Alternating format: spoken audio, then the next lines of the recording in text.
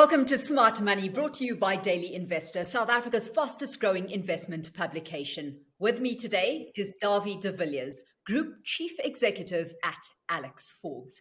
Now, Dawie has a wealth of experience in investment management, having joined Sanlam back in 1993.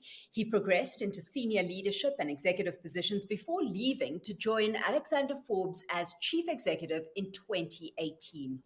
Here, he's been selling the company's insurance units, helping transform it into an advisory-led business as it aims to improve client service and increase its footprint in the arena. All of that coming with a name change as well. Thanks so much, Dawie, for joining us today. So, AlexForbes now has its focus heavily on retail advice. Is the new business strategy seeing you gain the traction you wanted? Yeah, for sure. Thanks for having me, Alishia, and looking forward to the discussion. Definitely making the traction. We're excited about the journey. I think a success in a journey is not just the end point; it's the way you get there, and you need points during the time period to see, okay, are you on the right track? And a lot of that depends on feedback from the market. It depends on reaching your milestones, and certainly we're very excited about those as we are on this journey. One of your targets was increasing market share, right? But advising more members under administration meant you needing to expand your advisor force. In this digital era, Dawie, how much of that build up meant employing new recruits, and how much of it using artificial intelligence and digital channels? Yeah, I think it's a combination. Maybe I'll step one step back and say, hard lessons learned for us during this journey. Firstly, it is not as easy as just appointing advisors and suddenly you have a retail business. And everybody in the market will have a chuckle at that. And we knew it from the start. But what was a clear lesson is the whole infrastructure must work. The whole system must work. I call it a process and a system. And that involves not just the types of advice that we give, whether it is through AI or through digital or through, advisors, but also the system that supports it. Because we're pretty unique in the sense that we are looking after members that are saving for retirement through their schemes already. So we have a simple task. We must just help them to get there better. And our strategy is around helping and advising those members making their choices on the retirement fund, which in itself, members has not really had. And then secondly, how can they augment their personal position and their personal money and so forth to reach their end goal. And we have to have that whole ecosystem in place. And I think we're definitely getting there.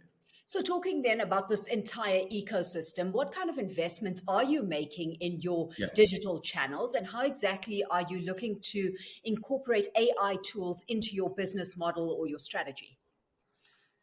Yeah, so again, something that is close to my heart is digital, but not to go and say, we're a tech company. And I want to make that clear up front. This is really focused digital investment in our journey. For instance, engaging with the member, so everything that's got to do with touch points, whether the member wants to engage with us or after he's bought in or after he's been advised, or if he just wants to update his records or, have a question. So all of that is digital investment, and it has to enable him to do that on the fly any time of the day. And those things are in place, and we're continuously investing more in it. And as you can understand, being an institutional business, none of that was in place previously. So it's exciting because it's all new and it's all up there, and hopefully we'll compete with the best in the market. But then you also have, many other touch points, like we want to have, bring advice to the masses. And you can't have an advisor for every individual. And to be frank, those individuals with low income don't necessarily want to talk to an advisor. They just want a quick answer. And we're certainly employing AI there. We've already got, first levels of AI in place. Certainly the call centers, and not the general call center, the call center for members to call in through different, from different funds. So definitely getting there again. Everything must work and not just one part of it. So as far as increasing assets under management goes, Dawie, what movement have you seen?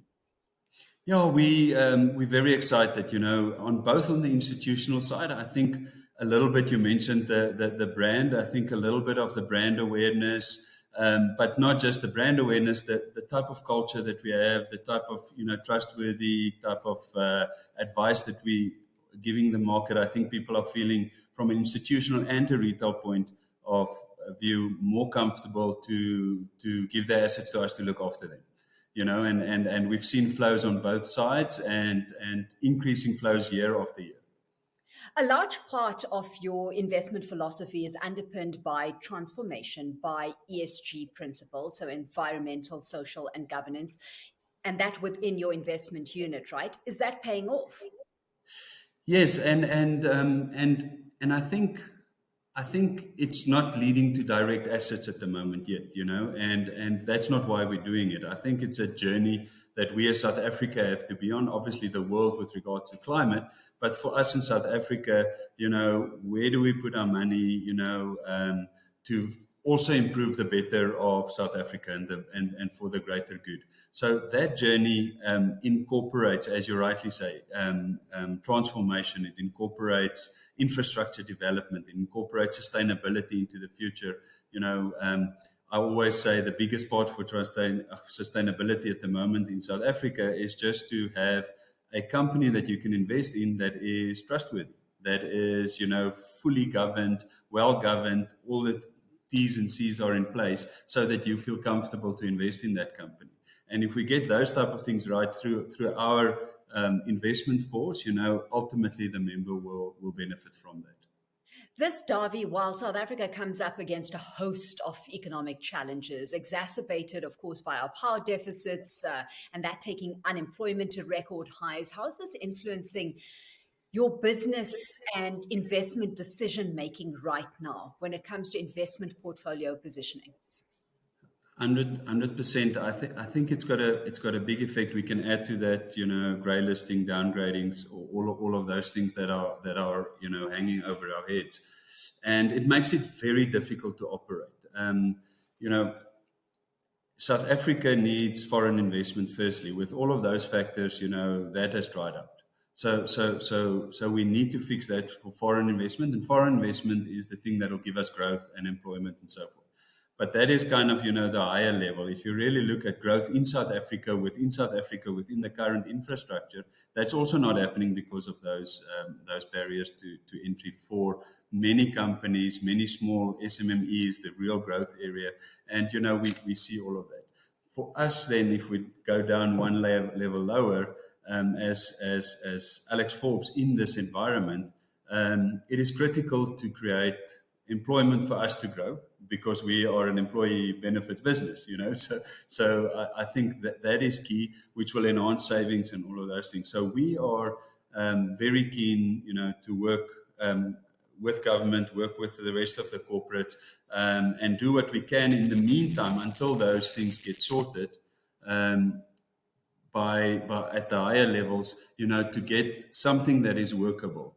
I think the worst thing we can do is sit back as an SA and say, the government must fix stuff. I think we're all in it. We're all rolling up our sleeves, and we're trying to get there. Until the big items are fixed, we must make it workable. We must make it, easier for the ordinary South African to actually have a better life. And certainly, that's what we stand for. Yep, private sector business has to start rolling up its sleeves. And I asked that question, Dawie, because while, the new business flows you're seeing is good for the top line, you've had to contend with lower than expected market performance and higher operating expenses as well. So trying to best mitigate the risk is a business imperative for you. But if you could make one or two changes to economic policy in South Africa to help turn the tide, what would it be? Can I give two? Can I give three? so I think, I think it's a very serious question, and I think something that President Ramaphosa thinks about a lot. And my 2 cents worth is corruption is still rife in the country.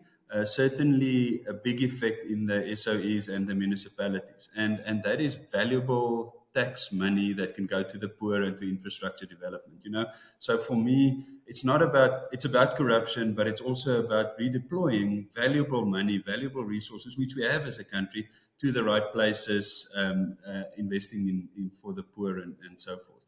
And then secondly, I think that we have adopted as a country, as the government, a great set of policy reforms. It's adopted, it's accepted, it's about implementing. So my biggest wish is actually, to just execute and implement, because those things will have far-reaching implications. It doesn't help we sit and moan about power and energy, and sit and moan about the potholes, and sit and moan about the policing ineffectiveness.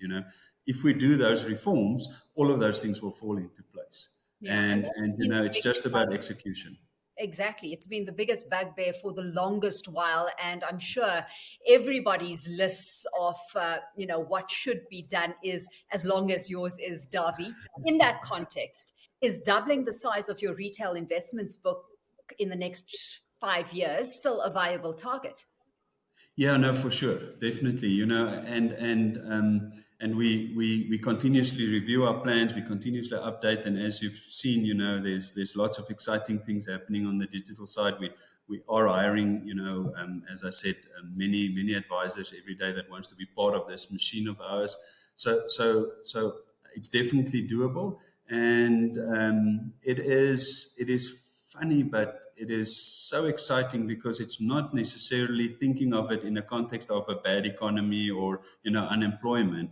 It is actually a business model that will engage people that are currently employed, currently working, currently have money to invest, that just needs help. So, for us, it's very doable. Absolutely. Well, Dawie, thank you for joining Smart Money today. It's been an absolute pleasure catching up with you. Thank you, Alishia.